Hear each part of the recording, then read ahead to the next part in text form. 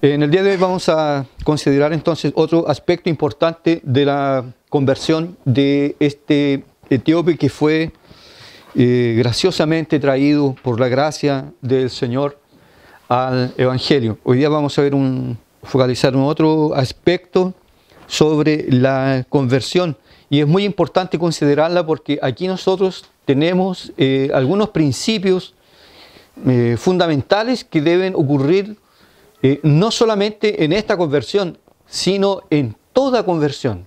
En toda conversión, los principios que encontramos aquí en la Escritura Sagrada, nosotros los vamos a encontrar en toda conversión, en los que ya hemos sido convertidos y en los que deberán conocer el Evangelio. Todos deben pasar por esta gloriosa experiencia.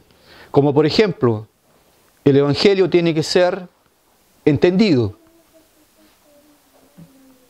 El Evangelio, cuando penetra en el corazón de una persona, produce dos resultados, ¿ya?, que los vamos a considerar hoy: obediencia y gozo, inefable y glorioso. Se le acercó Felipe entonces al eunuco mientras él leía el texto sagrado. Ya lo dijimos anteriormente, que este hombre no es cualquier persona, es una persona que tiene un estatus social muy elevado.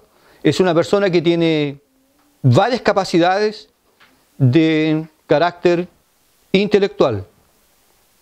Era religioso, pero no conocía el Evangelio. No entendía absolutamente nada, a pesar de tener un intelecto brillante. Un religioso no conocía el Evangelio y probablemente, lógico, que cuando él adherió al judaísmo y iba en sus largos viajes, iba a Jerusalén, probablemente él nunca escuchó hablar sobre el centro de las Escrituras, que era el Señor Jesucristo. Pero sin embargo, que él estaba inquieto y él tenía una preocupación con su alma. Y fue así entonces que él adquirió una parte del texto sagrado, y entonces empezó a leer en su vuelta ese día a su hogar, empezó a leer el texto sagrado. Pero él no entendía absolutamente nada. Tanto es así que él llega a decir: ¿de quién dice esto el profeta? ¿De sí mismo o de alguna otra persona? No entendía absolutamente nada. Ni siquiera él atinó a decir: ¿será que este texto nos habla sobre la venida del Mesías? No entendía absolutamente nada. Pero cuando se le acerca a Felipe entonces, y este es el primer punto que nosotros vamos a considerar, en el versículo 30, Felipe entonces, cuando oyó que él leía al profeta Isaías, le hizo la pregunta: ¿entiendes lo que lees? ¿Entiendes lo que lees? Y él dijo entonces: ¿cómo podré si alguno no me enseñare? Y rogó a Felipe que subiese y se sentara con él. Primer punto entonces a ser considerado: el hombre natural, en su estado natural, aquí en este mundo, él no entiende las cosas de Dios. El hombre natural no entiende el Evangelio. Por eso que algunas personas dicen: yo no sé cómo tú, cabeza de adoquín, ¿cómo no vas a entender lo que...? Es que el hombre natural, en su estado natural, él no entiende las cosas de Dios. Él no atina. Incluso aunque esté leyendo el texto sagrado, no entiende, no comprende. Él ve y no ve. Está escuchando, pero no está entendiendo lo que se le está comunicando, lo que se le está diciendo. ¿Por qué? Porque el Evangelio es de naturaleza puramente espiritual. Y no tiene nada que ver con las cosas de este mundo. Absolutamente nada que ver. El hombre natural entonces no entiende las cosas de Dios. ¿Recuerda usted cuando Jesús instruye a Nicodemo? Y le dijo, es necesario nacer de nuevo. Bueno, después de los elogios que le hizo entonces Nicodemo a Jesús, maestro, sabemos que tú has venido de parte de Dios porque nadie puede hacer estos milagros que tú haces si Dios no está con él. Jesús entonces lo corta y le dice, es necesario nacer de nuevo. ¿Y qué hizo él? No entendió. Pero no entendió nada.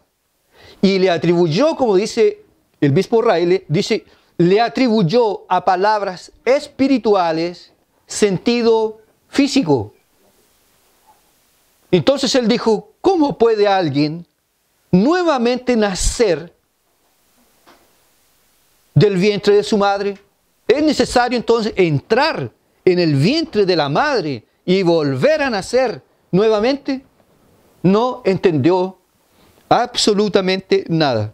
Pero para ser cristiano hay que entender. Pero la Biblia deja claramente que el hombre en su estado natural no puede entender.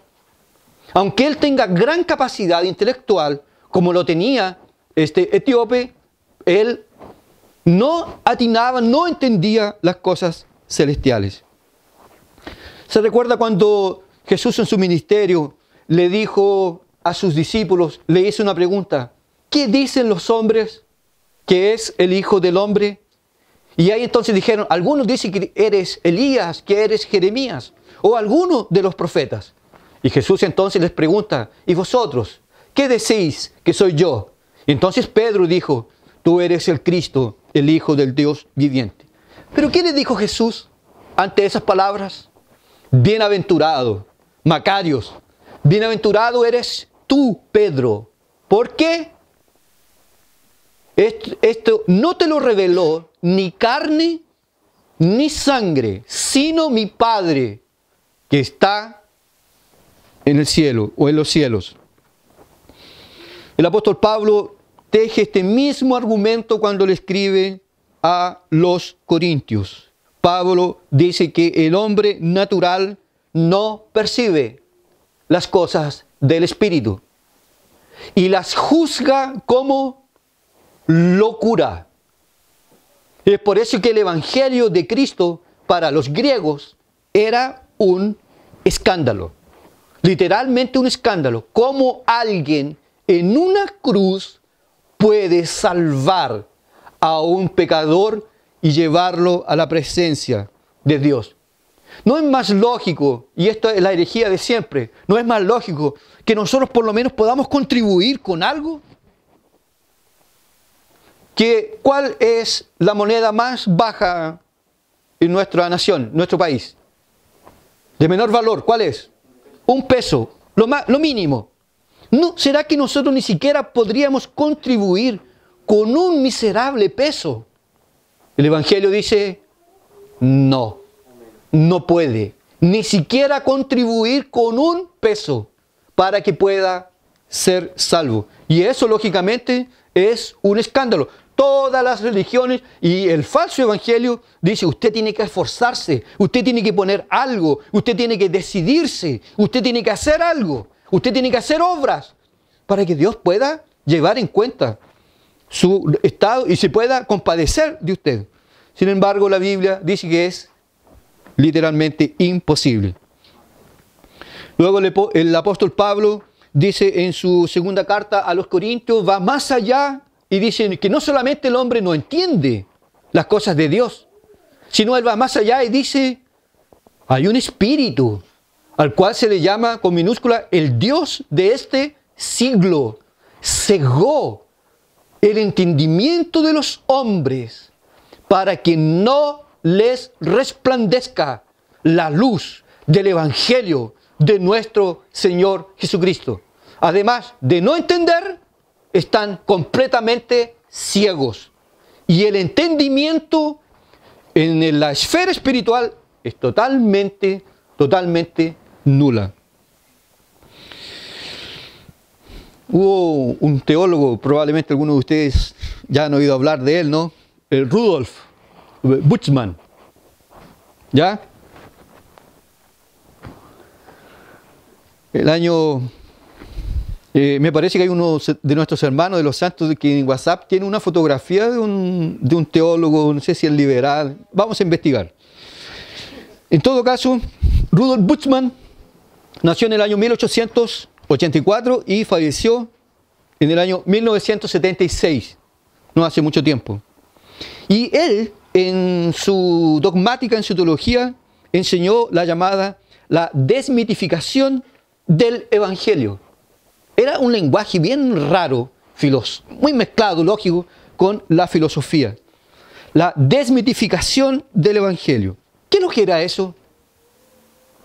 Él decía entonces que si usted desea influenciar al hombre moderno en dirección al cristianismo, entonces usted necesita eliminar del Evangelio todo aquello que sea ofensivo y presentarle un mensaje que lo atraiga para que pueda aceptarlo y entenderlo. Ese fue Bultmann, uno de los principales teólogos liberales, alemán. Y su obra no está muerta, es muy estudiada en los seminarios. En otras palabras, nosotros tenemos que presentar por qué el hombre no cree. Entonces Bultmann va a decir así, es que ustedes presentan un evangelio con un lenguaje que usa la Biblia, pero que el hombre no lo entiende. Entonces ustedes tienen que sacar ese lenguaje y reducirlo para que la persona más sencilla lo pueda entender. Por ejemplo, usted saque la palabra pecado, saque la palabra expiación, saque la palabra justificación, porque el mundo no la entiende. Pero si usted saca esas palabras y presenta un evangelio un poco más atractivo, la gente lo va a aceptar.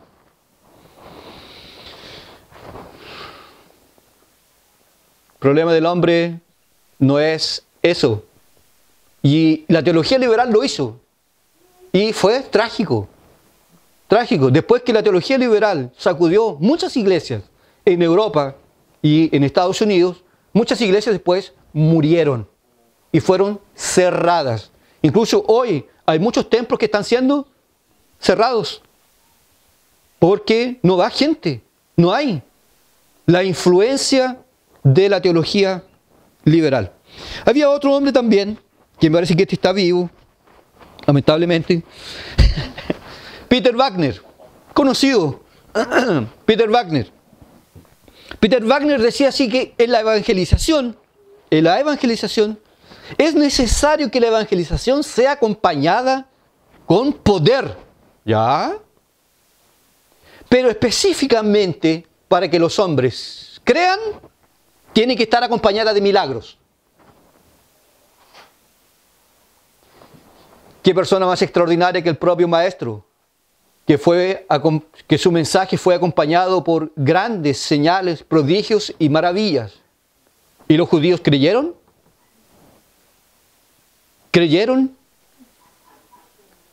¿Veían los milagros? Y decían, es por Belcebú que los hace. El efecto era completamente el opuesto. El problema del hombre es de naturaleza espiritual. Este eunuco no entendía, no comprendía, porque aún estaba en su estado natural.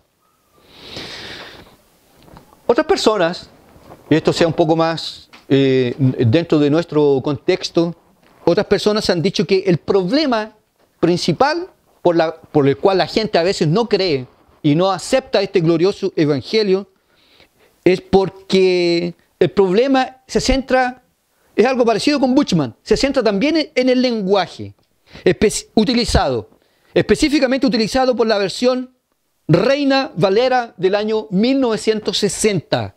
Es un lenguaje arcaico, es un lenguaje alto, eso complica y por eso la gente no cree. Ante esa crítica, ¿qué nosotros podríamos decir? ¿No creen es por causa de la versión de la Biblia? Entonces, si fuese así, cambiemos las palabras. Y todo estaría bien. ¿Cuántas versiones no han existido?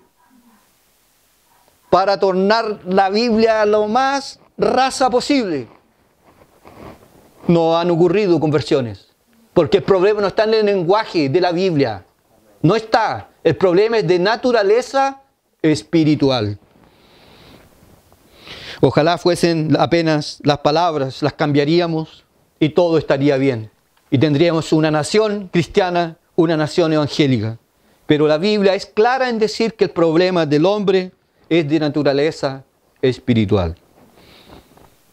Dos lecciones importantes sobre esto. Dos lecciones. El hombre, para que pueda ser salvo, tiene que entender, pero no puede entender. ¿Y cómo lo vamos a hacer entonces? Ahí viene la palabra de Dios entonces y nos dice, y esta es una lección muy importante que nosotros debemos aprender, que para que el hombre pueda entender el santo evangelio de nuestro Señor es necesaria una iluminación interior, sobrenatural, obrada y operada por el Espíritu de Dios en el corazón del hombre. Mientras el Espíritu de Dios no haga esta obra, el hombre no puede creer. Y por lo mismo no puede ser salvo. Tiene que estar la palabra. Pero no solamente la palabra, porque aquí tenemos al eunuco que está con la palabra, pero la lee y no la entiende. Entonces es necesaria, incluso nuestra confesión de fe lo dice, es necesaria una iluminación interior sobrenatural del Espíritu Santo de Dios, en la cual Él ilumina el entendimiento del hombre, para que el hombre pueda entender su necesidad, su estado, y pueda entonces buscar ayuda para su problema en la persona de nuestro Señor Jesucristo. El problema entonces del hombre, del hecho de no creer en el Evangelio y no querer el Evangelio, no es por un problema intelectual. Porque si no tendríamos también que decir que todos los intelectuales del mundo serían cristianos. Porque tienen un gran poder, una gran capacidad intelectual. Y hay muchos y muchos y muchos que son intelectuales, pero no son cristianos. El problema no es por capacidad intelectual. Es más, esta verdad humilla grandemente al hombre. Humilla el orgullo del hombre. Humilla al sabio de este mundo, que no es por su intelecto. ¿Y de qué cosa más que el hombre se enorgullece, se alaba a sí mismo, sino de su poder intelectual? El avión, el átomo. Ahora nosotros descubrimos la separación del átomo, una cosa extraordinaria. El robot y todo esto, las comunicaciones. Nosotros somos intelectuales. Nosotros no somos como los trogloditas de antaño. Nosotros somos una nueva generación. Y la Biblia dice, eso no sirve de nada. Absolutamente de nada. Tiene que ocurrir una manifestación sobrenatural de parte del Espíritu de Dios. Y esto es glorioso. ¿Por qué? Porque esto significa que hasta la persona más sencilla, la persona más humilde de esta tierra, puede abrazar el Evangelio desde que Dios le abra los ojos. Tenemos personas en el Evangelio, en todo el mundo, personas que no saben leer ni escribir. Y aman y creen y viven para la gloria de Dios. Porque gracias a Dios no depende del intelecto. Caso contrario, solamente los filósofos lo serían. Es de naturaleza puramente espiritual. Una vez a un amigo pastor, la iglesia parece que se le fue encima y lo criticaron duramente porque enseñaba mucha doctrina. En sus mensajes había mucha doctrina y más doctrina, y la gente empezó a reclamarle y empezaron a decirle que la gente no entendía el lenguaje que él utilizaba. Y el argumento del pastor para defenderse fue: está bien, si ustedes no entienden, porque el lenguaje que yo uso es un lenguaje bíblico, está bien. Pero ¿cómo ustedes me explican que mientras yo expongo, el hermano Juan, que era una persona adulta, un ancianito, se le llegan a caer las lágrimas. Se le llegan a caer sus lágrimas de emoción, de consuelo y de paz. Claro, porque es de naturaleza espiritual, puramente espiritual. La segunda cosa que nosotros podemos aprender es que nosotros como iglesia, nuestro deber es hacer el deber que hizo Felipe. Es decir, nosotros debemos orar por los que están perdidos, porque nosotros tampoco podemos abrirle los ojos a las personas. Nosotros podemos, y esto ha pasado muchas veces, nosotros podemos evangelizar, podemos decirle a un primo, a un hermano, mira, siéntate aquí, te voy a enseñar la Biblia. Usted lo puede hacer. Tiene que haber una manifestación sobrenatural del Espíritu de Dios. No la podemos hacer nosotros. Y es por eso que se caen terriblemente. Nos caímos años atrás.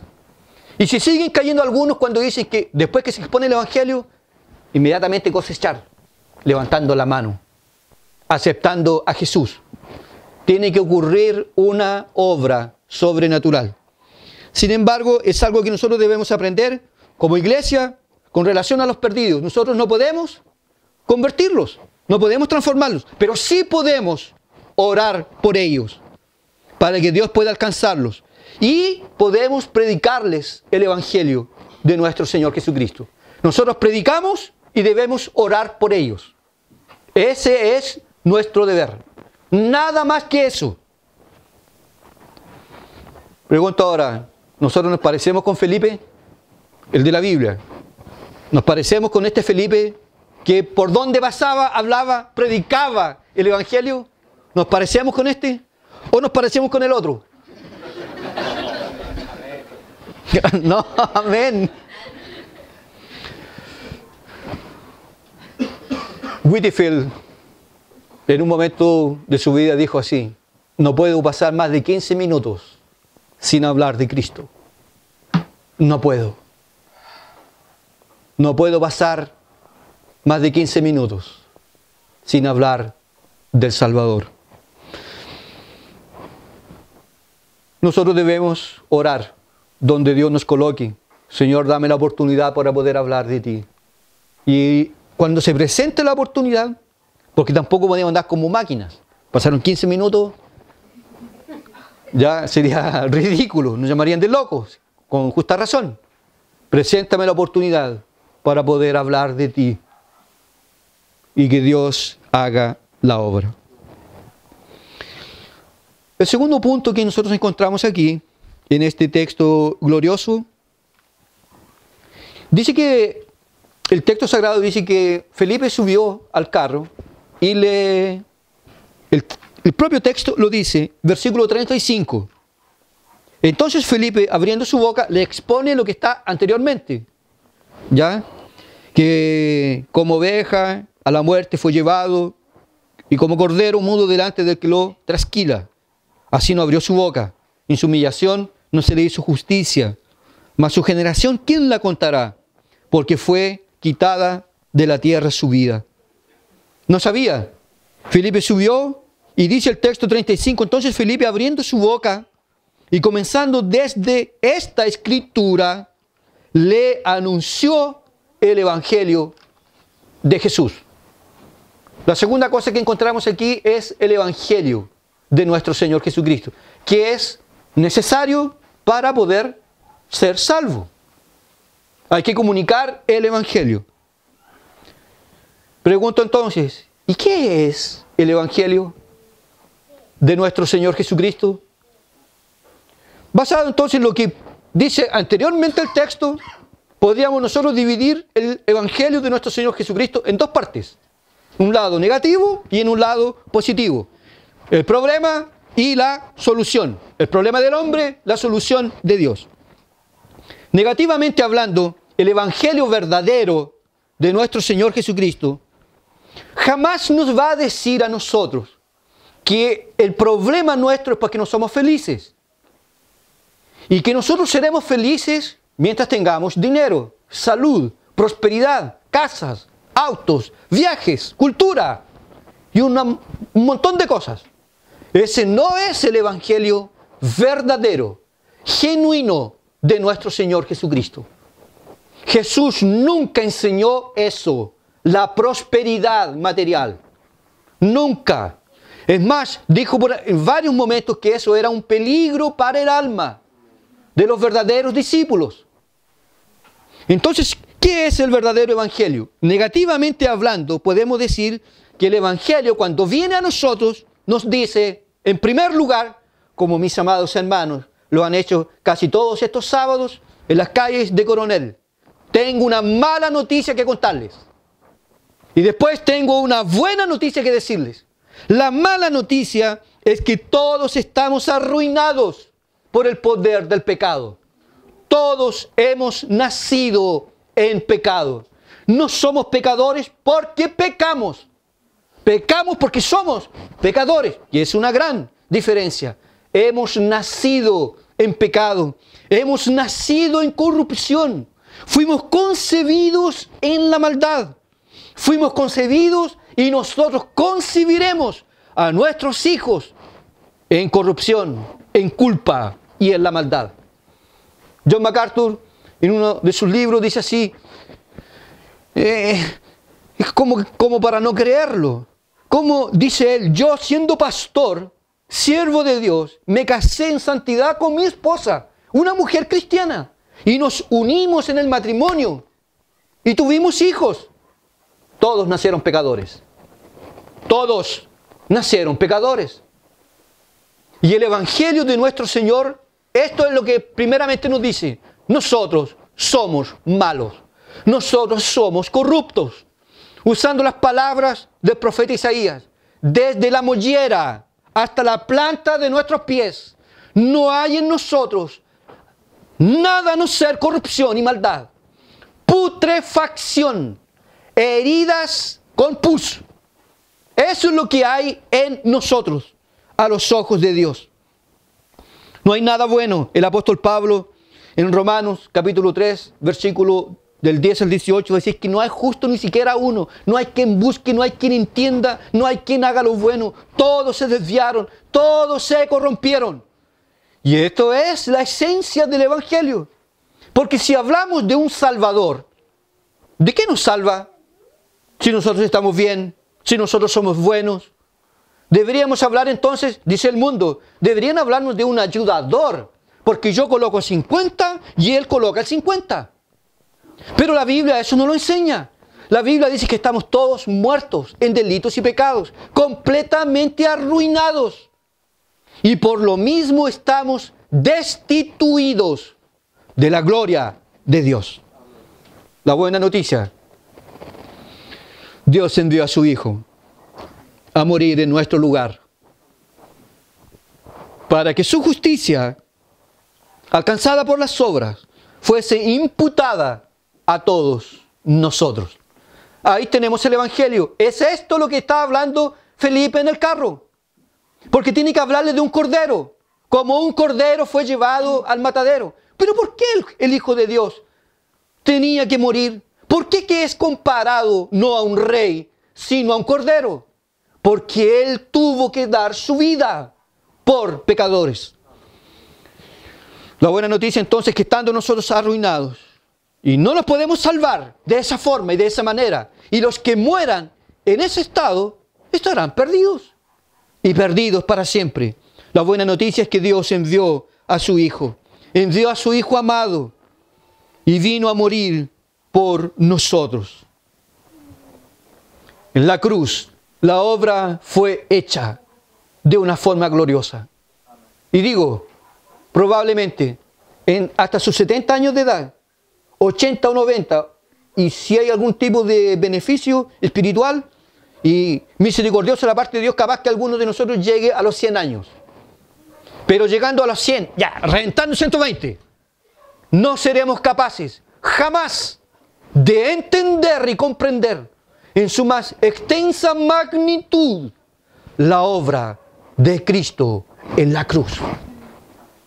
¿Cómo es que el propio Dios se hizo hombre y cumplió la ley y llevó sobre sí nuestras rebeliones, todos nuestros fracasos. Y Él es castigado y punido por nosotros. De Él recibimos justicia y reconciliación. Pero Él de nosotros recibió culpa y transgresión.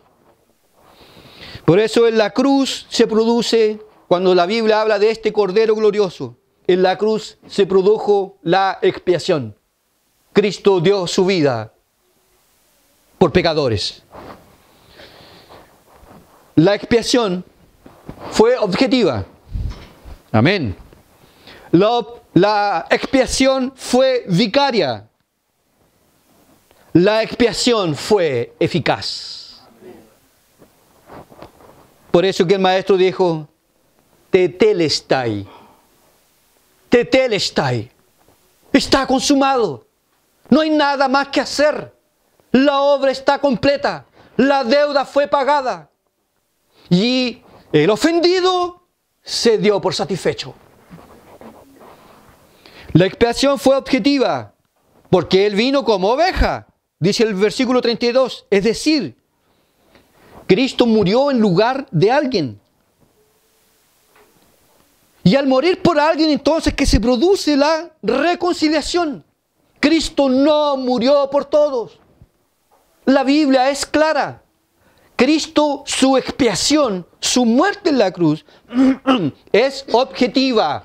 Cristo murió por su pueblo. Cristo murió por su iglesia. Murió por sus escogidos. Murió por ti. Murió por mí. Para que nosotros pudiésemos tener la reconciliación. Probablemente todo esto le dijo Felipe al eunuco. Su expiación fue vicaria. Es decir, Cristo tomó el lugar de los pecadores en la cruz, para que la culpa de los pecadores fuese transferida a Él. Dice el texto sagrado, aquel que no cometió pecado, se hizo pecado por nosotros, el Hijo de Dios. Su expiación fue eficaz, porque aquellos por los cuales Cristo murió en la cruz serán eficazmente salvos. Ninguno de ellos se perderá. No habrá en la lista en el cielo cuando se pase la lista, si alguien diga ausente, no vino, no quiso venir. Todos estaremos presentes en aquel día, porque la expiación es y fue eficaz. Y verá el fruto de su aflicción, dice el texto sagrado, y quedará satisfecho. Hermanos, en forma de aplicación, ¿qué podemos decir nosotros ante esto? Que Cristo vino, dio su vida, vivió como el santo Hijo de Dios, cumplió toda la ley, se sometió a los más duros sufrimientos, como tener que estar en este mundo, ver la incredulidad encarnada en el hombre, convivir con el rechazo de su familia, porque es durísimo eso. Pero Jesús supo lo que era el rechazo y la burla de su familia. Tratar con la incredulidad de sus discípulos y el rechazo de la nación. Morir en una cruz como un malhechor, como un bandido, para que su pueblo pudiese ser salvo. ¿Qué podemos decir nosotros ante esta maravilla? Oh, profundidad de las riquezas, de la sabiduría y de la ciencia de Dios. Cuán insondables son sus juicios, inescrutables sus caminos. Gloria a Él, por Él y para Él, por toda la eternidad. Estoy seguro que pasaremos toda la eternidad contemplando la maravilla que Cristo hizo por nosotros en la cruz. Algo que nosotros y nuestra mente humana no puede entender en su extensión más completa. El Hijo de Dios, desamparado en la cruz, para que nosotros pudiésemos ser salvos. Termino. Quiero hablar sobre lo que produce el Evangelio cuando llega. Lo que produce el Evangelio cuando cambia una persona. Versículo 36. Y yendo por el camino, llegaron a cierta agua. Y dijo el eunuco, aquí hay agua. ¿Qué impide que yo sea bautizado? Felipe dijo, bueno, si crees de todo corazón, bien puedes. Y respondiendo dijo, creo que Jesucristo es el Hijo de Dios. Y mandó a parar el carro y descendieron ambos al agua, Felipe y el eunuco, y le bautizó. El mensaje de Felipe no fue cortito. Le dio y hubo allí realmente una conversión verdadera. A tal punto que inmediatamente, porque Felipe lo instruyó sobre el bautismo, mira, Jesús vino, murió en la cruz y Él ordenó antes de partir que todo aquel que cree debe ser bautizado. Y tú tienes que ser bautizado. Oye, pero ¿y la circuncisión? Olvídate de la circuncisión. Bautismo. Tú tienes que ser bautizado. Y tienes que ser bautizado en agua. Entonces, ¿cuál es el problema? Y por la divina providencia estoy viendo una laguna ahí. O un charco, no sé, que lo vieron alguna cosa. ¿Vieron agua? ¿Qué impide?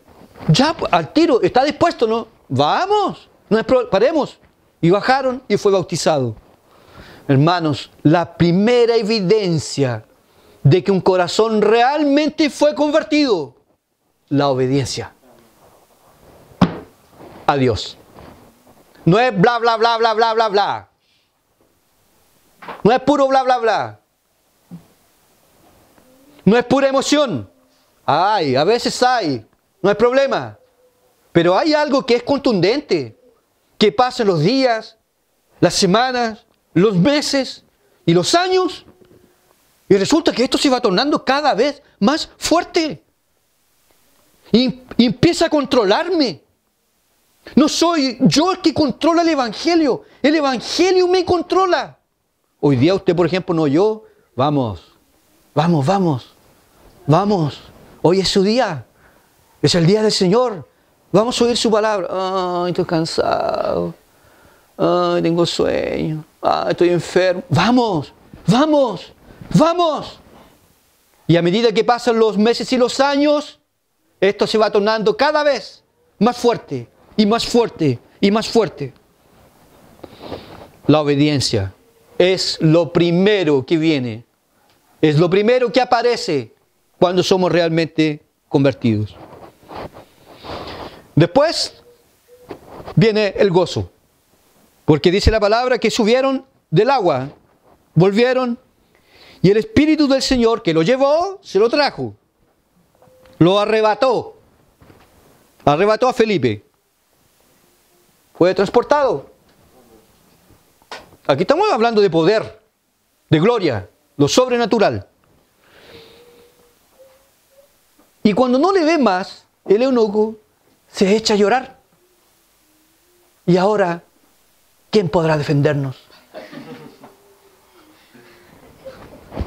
No seamos ridículos. Siguió gozoso su camino. Porque con o sin gente, mi comunión con Dios permanecerá firme para siempre. Obediencia y gozo. El gozo del Señor. Es un privilegio estar, leer, orar, buscar, dormir tranquilo, tener paz con Dios. Es un gozo. Estoy enfermo, a veces tengo problemas, necesidades, muchas cosas contra. Pero hay algo que está brotando en mí. El gozo del Señor. Porque ser cristiano no es una carga, no es un enfado, no es algo de nuevo. Orar. Bueno, si para usted la oración es eso, usted no ha despertado aún. No entendió nada. Porque es un gozo, es un deleite. Lo primero, la obediencia. La obediencia es una virtud espiritual reconocida en todos aquellos que son hijos de Dios. Por eso que el propio apóstol Pedro va a decir en su carta, en su primera carta, en el versículo 14, va a llamar a los hijos de Dios como los hijos de la obediencia. Somos llamados los hijos de la obediencia. Y los de afuera son llamados los hijos de la desobediencia, los hijos de la ira. Los cristianos son llamados los hijos de la obediencia, porque ellos obedecen a Dios. Y nosotros debemos imitar a nuestro Señor Jesucristo en su obediencia al Padre, que fue total. Incluso el propio apóstol Pablo va a decir en su carta a los Filipenses 2:8 que Jesús se hizo obediente hasta la muerte, y muerte de cruz. Hasta tal punto el Maestro fue obediente. Es lógico que los seguidores deberían hacer exactamente lo mismo.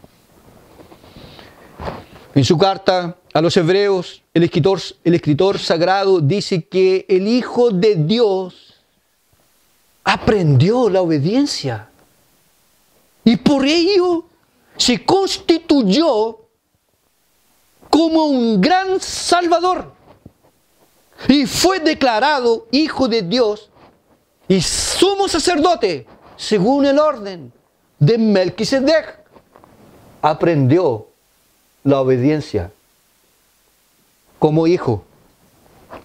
Hermanos, obedecer no es fácil. Es algo penoso para nuestra carne y difícil. Si alguien dijese así, obedecer, pastor, es muy fácil. Obedecer es difícil, pero es posible. Es posible obedecer. Mire, no existe ninguna imposición en el Evangelio, no existe ninguna imposición del Evangelio y de parte de nuestro Padre hacia nosotros que nosotros no podamos cumplir. Está a nuestro alcance. Dios jamás, por una cosa de justicia, jamás iría a colocar mandamientos sobre nosotros, ordenanzas, que nosotros no las pudiésemos cumplir. No sería lógico ni justo. Bueno, el Padre nos ha dado mandamientos y esos mandamientos pueden ser cumplidos por nosotros, porque están a nuestro alcance. Si Jesús aprendió la obediencia, ¿por qué no nosotros? Ahora, es interesante recordar, hermanos, que Dios no exige de nosotros obediencia perfecta. No exige obediencia, porque tampoco la podríamos dar. Pero Él exige de nosotros obediencia sincera. Sincera.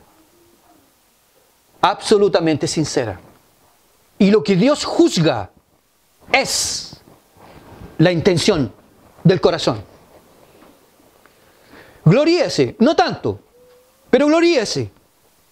Si usted se sienta porque quiere orar, o se arrodilla y quiere orar y se queda dormido, gloríese, no tanto, digo. Ahí está la carne, reaccionando contra. Sin embargo, Dios nos mira con compasión y con misericordia. Porque si no fuese el pecado en nosotros, lógico que pasaríamos horas y horas y horas hablando con nuestro Padre Celestial. ¿Y cuál es el padre de los que aquí somos padres? ¿Cuál es el padre o el abuelo que cuando habla con su hijo se le queda dormido en los brazos? ¿Lo va a retar? ¿Lo va a retar? Sinvergüenza, descarado. ¿Cómo se te ocurre, infame? Estoy hablando contigo y te quedas dormido. La única ganas que dan es tomar al niño y abrazarlo y hacerle cariño. Ahora no estoy con esto incentivando, ¿ya?, la oración como un método para quedarse dormido. No me puedo quedar dormido, no me puedo, porque hay algunos que se prenden en la noche. Para sacarlos de la cama hay que llamar a carabineros. Pero para ir a acostarse, digo, voy a orar 15 minutos. No va a llegar a 5 minutos, ya está lona. Aplicaciones prácticas sobre la obediencia. Este hombre escuchó el Evangelio y decidió inmediatamente ser bautizado. Me someto, obedezco. ¿Qué más hay que hacer? Hermanos, la bendición de Dios sobre nosotros siempre será antecedida por nuestra obediencia. La bendición de Dios siempre será antecedida por obediencia. ¿Usted quiere que el Señor lo bendiga, lo ayude y que su gracia le acompañe? Tiene que ejercitarse la obediencia. ¿Usted ve lo que pasó con José? Pasó por la prueba, las 3 pruebas: honestidad, santidad, soledad, y no andaba pateando piedra en la cárcel ni nada. Pero antes de llegar al palacio real, pasó primero por la casa de Potifar. Servicio y dolor. Cárcel. La obediencia antecede la bendición de Dios. Siempre. No espere ser bendecido y bien sucedido en su vida cristiana si usted secretamente no obedece una obediencia a Dios. Lo otro, el mejor criterio para medir la vida espiritual correcta no es un éxtasis, sino la obediencia. Dios a nosotros no nos mide por los éxtasis que tengamos o por el hormigueo en la espalda, ¿ya? Y con el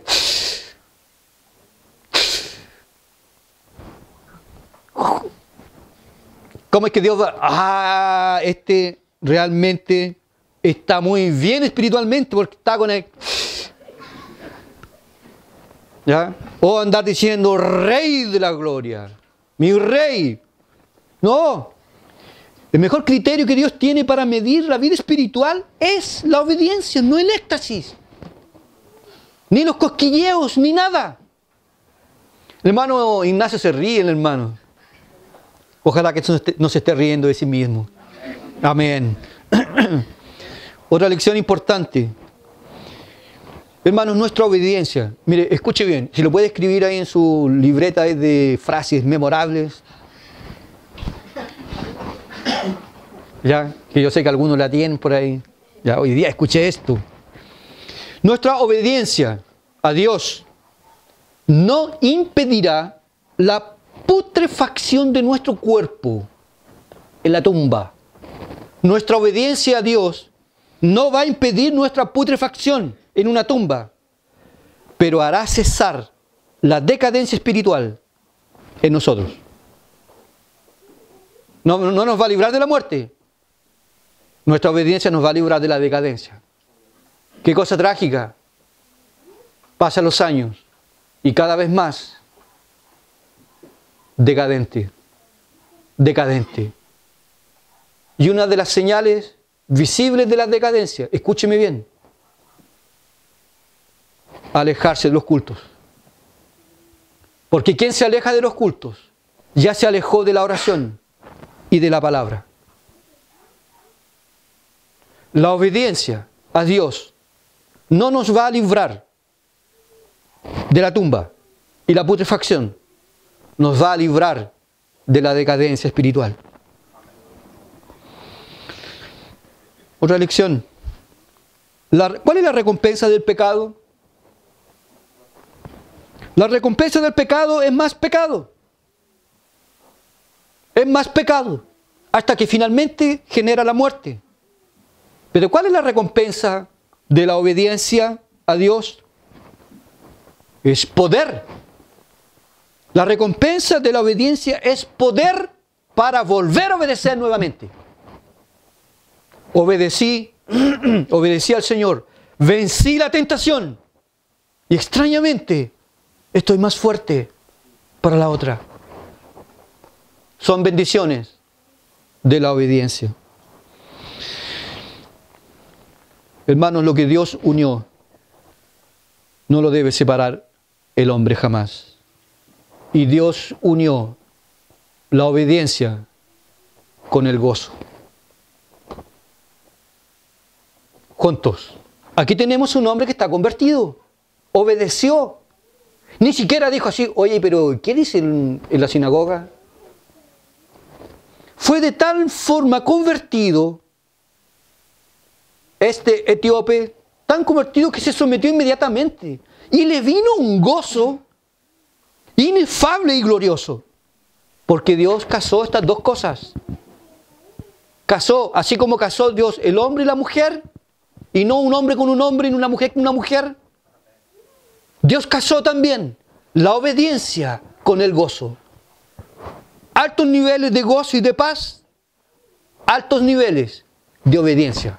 Bajos niveles de gozo y de paz, bajos niveles de obediencia. ¿O no le ha pasado a usted que de repente no ha dicho una tontera, no se le escapó algo de la boca y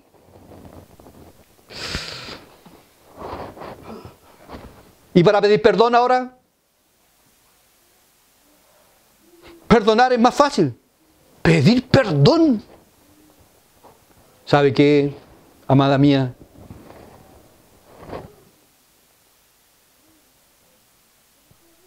Hablé mal.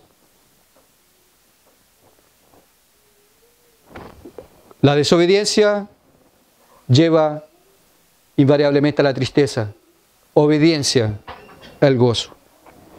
3 preguntas y con esto estamos listos. De 1 a 7, que es la escala para dar nota en nuestro sistema educacional. De 1 a 7. Yo sé que algunos aquí se casaron con los 4 y con los 5.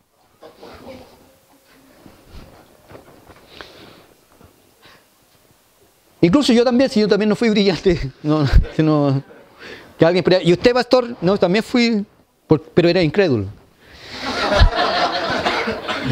Era incrédulo, por eso andaba patada con los 4 y los 5. Después ya fue diferente. De 1 a 7, ¿qué nota usted le da a su obediencia? ¿Qué nota usted le daría a su obediencia? Segunda pregunta. ¿Usted conoce a alguien, hermano, que haya sido desobediente a Dios? ¿Cómo le fue? ¿No fue trágico y triste? Y la última pregunta. ¿Hay algo que a usted le incomoda? Y que hay una lucha interna. ¿Lo hago o no lo hago? ¿Lo dejo o no lo dejo? Y usted no tiene paz por causa de eso. ¿Obedezco a Dios o no? Recuérdese estas palabras. La obediencia no es fácil, pero es posible. Y cuando somos obedientes a Dios, aunque tengamos que pagar un precio, el gozo y la paz nos acompañarán todos los días de nuestra vida.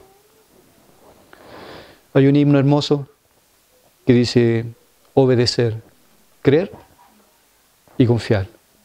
Lo vamos a cantar para la gloria de Dios. Gracias, Señor, por tu misericordia.